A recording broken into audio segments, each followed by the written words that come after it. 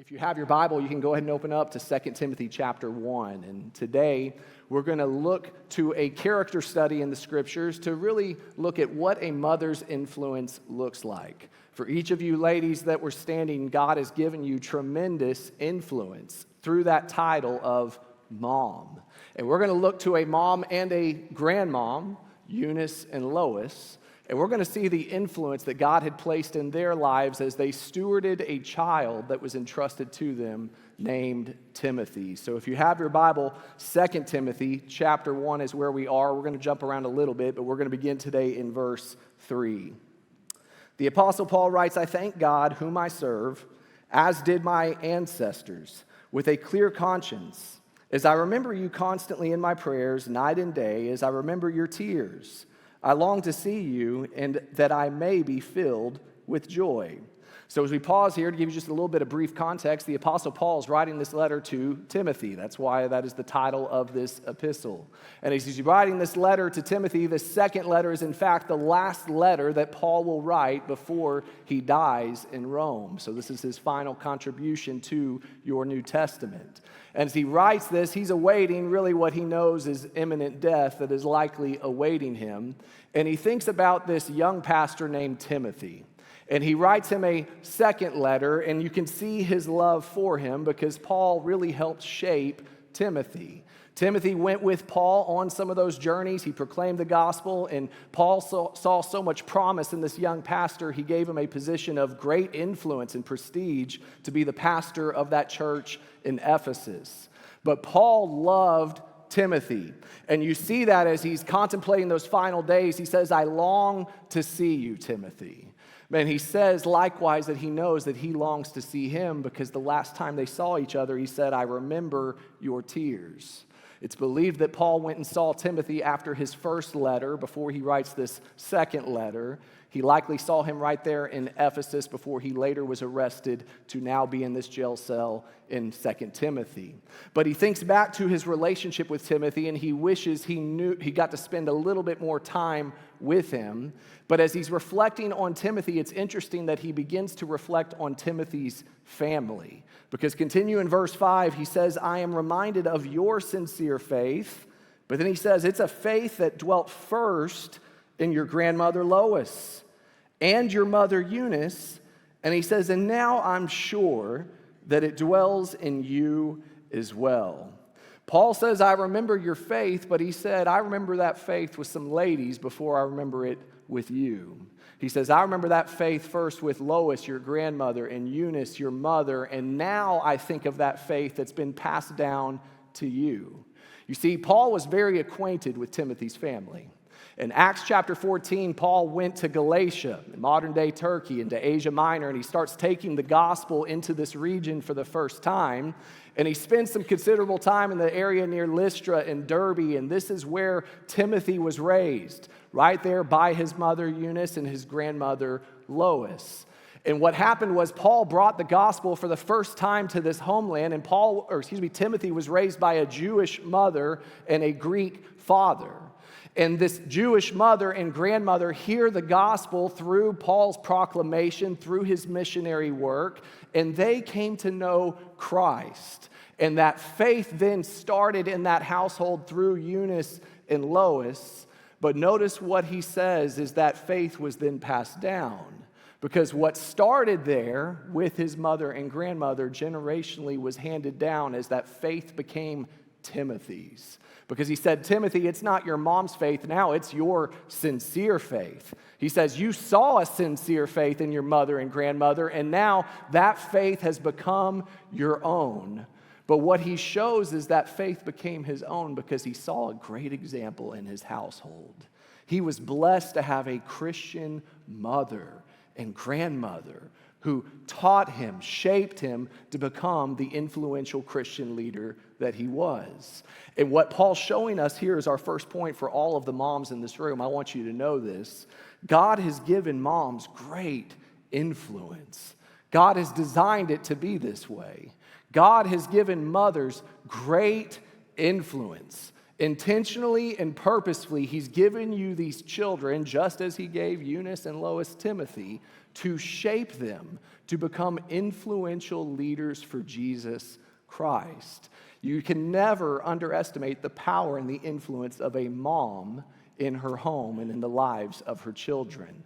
In fact, I remember I was at a conference, it was a pastor's conference about a year ago, and the guy that was speaking to a whole room full of pastors, he stood up on the stage and he was kind of making a point, as I'm making today. And he said, for any of you men, if you were positively impacted by the faith of your mother, he said, will you please just stand? And almost every single man stands up saying, yeah, my mom played a critical role in my spiritual development. And the point of the exercise he was trying to show us was exactly this, that God has given mothers incredible influence to steward in their homes as they steward these children. In fact, George Barna, in his research, he's come to the conclusion that over 90% of Christians come to saving faith by the age of 18. Which means they are being shaped in those years as they live under the roof with their mom and their dad, which means the mother has this incredible influence as children at a young age decide to give their lives to Christ, just as Timothy did as he watched his mother and grandmother give their lives to Jesus Christ. And what we see here is that, ladies, for all of you who are moms, you are investors. You are investing in your children, your grandchildren, your great-grandchildren's lives. But the problem is investing can be hard, can it not? I was thinking back to when I got into ministry years ago. I got a lot of good advice from a lot of good pastors, but one pastor told me when I first got on the payroll, and I was not making much money, as most ministers don't, especially when they're beginning. But he told me a lesson early on. He said, Jonathan, you need to set up your retirement right now. He said, you need to set up an account and you need to start investing. Start making contributions every single month. He said, I don't care how hard it is, you should do it. And he said, you need to do that. That's step one. But he said, my second piece of advice for you is this. Don't look at that account for years. He said, just don't even look at it. And I said, well, why? Isn't that bad stewardship? He said, no, if you look at it, you're going to get discouraged. He said, just don't look at it. Because as we all know, with investments, they go up, but then they do what? They go down. And he said, Jonathan, you're in this for the long haul. He said, you're not in this for the short-term gain. He said, so just make your contribution and be faithful to it, but understand that there's going to be dips before there are rises. And in the same way, moms, you are investors in your children's lives. And I want to remind you, there will be dips. But what God has called each of you to do is to continue to make those contributions, to continue to be faithful in their lives. And how do you do that? You pray for your children, and you pray with your children. You continue to speak truth in their lives. You continue to speak the word that they need to hear. You continue to model Christian love and service. For those of us with kids in our home, yes, we continue to actually bring them to church. And we continue to be faithful to the gathering. And we continue to model Christ as that investor, hoping to see that return one day that they will come to know and love and serve Jesus. But for some of you in this room, you might say, well, Jonathan, that sounds easy for Eunice, but I don't have any Timothy in my household. Instead, for some in this room, you might say, well, I've got a real cranky toddler who doesn't listen to me. Or maybe for some of you in this room, you have a rebellious teenager that's going the wrong direction. Or for some in this room, perhaps even you have a prodigal child, an adult child, and it grieves you to watch the direction that that young man or young woman has gone. I want to encourage you in this room in two ways if that's you. The first way I want to encourage you is this. I want to remind you, your investment is not finished. It's not finished. In the same way, when you see your retirement go down, it doesn't mean you stop investing. It means you remain faithful and you continue to invest. In the same way, when your child goes the wrong direction, you don't give up. It doesn't matter how old they are. You keep praying, loving, serving, guiding, and shepherding, even right there in your home. You never give up. Because why? Paul tells us in Galatians chapter 6, verse 9, let us not grow weary of doing good, for in due season we will reap if we do not give up. And I hope some mom hears me in this room.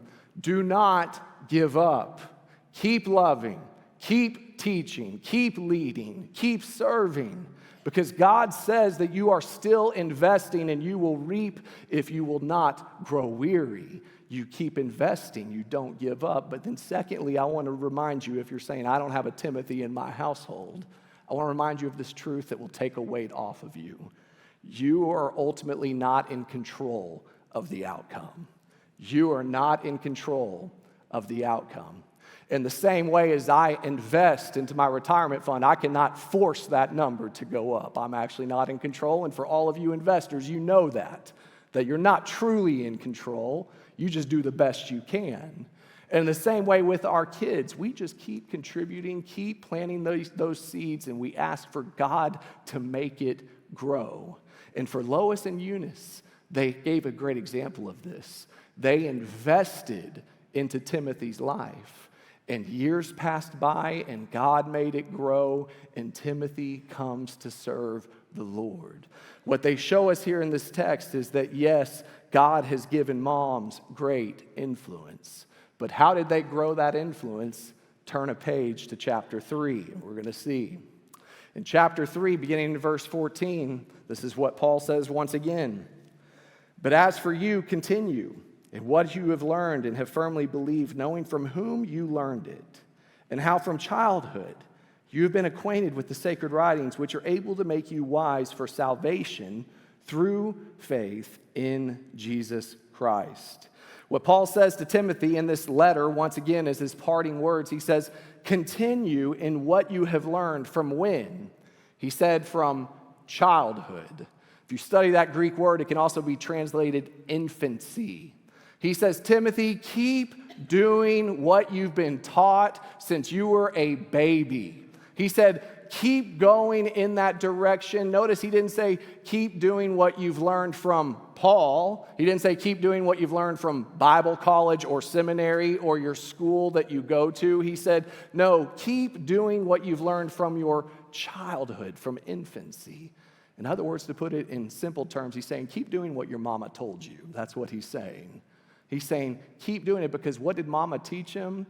The sacred writings. She taught him the truth, which is what I want to encourage all the moms in this room. I want to remind you of this. Moms help teach truth to their children. Moms help teach the truth to children. Children are always looking for truth. They want to know how things operate. They want to know what is right, what is wrong. They want to know how this world functions and where is their role in it. And you know who one of the leading, guiding voices of truth is? It's mom. It's mom. You get that sacred honor. That's why Paul looks at Timothy's life and he says, look back to what you've been learning since you were a kid, when your mom taught you the sacred writings. He says, look back to the truth that your home was built on. You see, this is what we're all called to do as parents. Yes, fathers as well in this room. But we're called to be truth tellers to our children so that they can sort out the lies that they hear in this world. Moms help share the truth. And for Timothy, it worked, because it's interesting. If you know anything about Paul, when Paul writes his letters to these churches, he can be really mean. I mean, he can be harsh. He just says it like it is. If there's something wrong in that church, Paul will never hold back. He just spoke right into it. He would literally name names in his letter. And he was so strong with his correction. But it's interesting, Timothy never gets a doctrinal correction in his 2 letters. Timothy does get corrected on his leadership, because Paul tells Timothy, you don't have a spirit of fear, but God's given you a spirit of power. But he also tells Timothy, don't let anyone look down on you. He says, stop being intimidated by your church. You lead, is what he tells Timothy. So Timothy lacked, it seems, sometimes courage and maybe in some of his leadership. But he never tells Timothy, hey, you've fallen off the ropes. You're off on this doctrinally. Instead, Timothy was straight as an arrow, it seems, in regards to his doctrine. He was faithful and true. And how did he get there? Once again, it started at infancy. And so for you mothers, I want you to know, when you sing a song over your children, it matters. When you pray for your kids, it matters. When you take them to church, it matters. When you love them when they don't deserve it, it matters. When you're patient, when you serve them, when you sacrifice, each and every one of those small contributions, you are teaching them and showing them the truth. And I encourage you today to continue to proclaim it, because our children live in a world full of lies, and moms get to be a filter. Because our children go out every day and they're told different things about God. They're told different things on what is right and wrong. They're told different things regarding their identity, regarding gender, regarding their worth, their value, their purpose. And yet there's this fixture of mom and dad in the home. And we get to be that pillar of truth, to shine our light. That's why Jesus says in Matthew 5:15 that a lamp in a house is not supposed to be hidden. Moms, keep shining your light in the lives of your children. Proclaim the truth, because moms help shape their children with the truth. But what we see as we flip over to Acts, and I'll conclude with these final verses in the book of Acts in chapter 16, is that Lois and Eunice didn't just proclaim the truth, teach the truth, they actually demonstrated the truth. And they showed Timothy how to walk in faith. In Acts chapter 16, beginning in verse 1, I'll explain it in a moment. We're told Paul came also to Derbe and to Lystra, and a disciple was there named Timothy, the son of a Jewish woman, Eunice, who was a believer, but his father was a Greek, and he was well spoken of by the brothers at Lystra and Iconium. So what's happening right here in Acts chapter 16, so you don't miss it? This is Paul's second missionary journey. In his first missionary journey in Acts 14, he goes to the same place, Lystra, in the same region, and that is when Eunice and Lois and that whole region hears the gospel of Jesus Christ. And they receive Christ. Paul's gone for a while. He continues in that first missionary journey, but then he comes back in round 2. And in round 2 of chapter 16, he's back in this city, and he sees that Jewish woman who'd been converted, Eunice. He sees Lois. He sees the Greek father. But he also sees a young man named Timothy. And this is his first introduction to Timothy. This is how Paul met him. And Timothy is well spoken of by the brothers and sisters of these towns, which means Timothy was a young man. He was likely a teenager at this point, at most in his early 20s. But yet everyone in these cities raved of how wise and strong this young leader was for Jesus Christ. Well, Paul instantly catches Timothy. He sees the promise and the calling that's been placed on Timothy's life. So naturally in verse 3, this is what we're told. Paul wanted Timothy to accompany him. Paul wanted to take Timothy with him as he continued on that second missionary journey. There was only one obstacle keeping him from doing so: mom. Mom was the barrier, I guarantee you. Because at this point, Timothy's a young man. And Timothy's likely a teenager. He's in his mama's house. Some people speculate that his father was already dead. And Paul's going to Lois and Eunice, and he's saying, I think your son has a calling on his life. And I want to take him, train him, and appoint him one day to be a pastor himself. And he has mom to get through. And I can tell you, you would think, at least on the surface, that was a challenge. Why? It's because the last time Paul was in Lystra, I didn't tell you this, on that first journey, when everything went well for Lois and Eunice and they come to know Christ, you know what happened to Paul amidst all that? He was beaten, stoned, and left for dead. And Lois, she saw it. Eunice, she saw it. They are well aware of who Paul is because he brought the gospel, but they're also well aware of the fact that Paul was left for dead because of the gospel.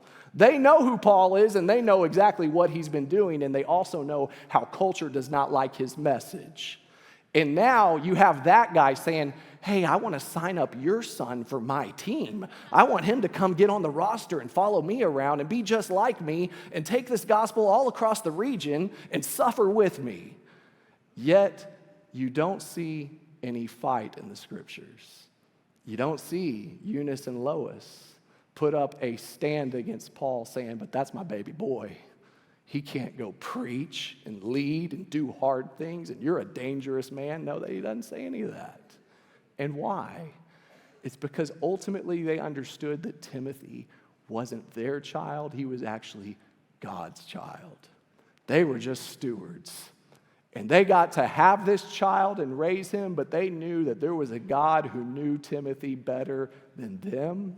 They knew there was a God who loved Timothy more than them. And they knew there was a God who had even bigger hopes and dreams and plans for that child than they could ever construct. And what they teach all of the moms in this room and also the dads here, I want us to catch this, is that wise moms ultimately trust in the Lord. Wise moms learn how to trust in the Lord. Because it's easy as a mom to become anxious, is it not? I mean, if you really think about life, much of motherhood and fatherhood is us learning that we really don't have control, and it bothers us. It happens when our kids are babies and they cry and we can't stop it.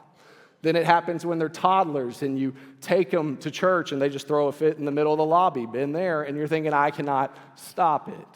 And then it goes to elementary when you take your children, you drop them off at school, and moms, what goes through your mind? It's, well, who's going to make sure they have the snack, and where's their water, and are they going to know where to go, and who's going to be their friends, and what are they going to be taught? Then you just get them a little older to become teenagers, and then it becomes a whole other issue of, well, what kind of friends are in their lives, and how's that going to shape them? And then they go to college, and you give them freedom, and you're saying, well, what are they going to do? Now I'm not even around. And then they become adults, and it's, well, now they're marrying somebody. And they're building a home. And how are they going to parent? And how are they going to provide? And what if work doesn't go well? You see, our world is full of worry. Full of worry. But that's why wise moms trust in the Lord. What Lois and Eunice understood was this child belongs to God. And they're not strong enough to carry that weight on their own. But praise be to God that there is a God that loves every single one of your children and grandchildren. And they said, we can trust him with our child. And the challenge for every mother and every father in this room is to trust in the Lord with all your heart and lean not on your own understanding, but instead in all your ways acknowledge him, and he'll make your path straight. Wise mothers trust the Lord, and they invite the Lord into their parenthood. Made me think when I was moving into our house, this was several years ago, I remember we were moving a couch into the home, and I was not being a wise father because I thought I could move that couch on my own. And I remember I dragged that couch out of that truck, and I had this moment of bravado that I can get it in there, and I can do it myself. And I started just dragging that thing all across the driveway. And I'm not moving fast because it's big and I'm struggling, but I hadn't made another plan, so I'm just grunting it out and just working and working and working until I finally saw a neighbor that saw me being an idiot, and he looked at me and he said, hey, do you want some help with that? I said, well, golly, I hadn't thought about that, but yeah, that probably would make life a little easier.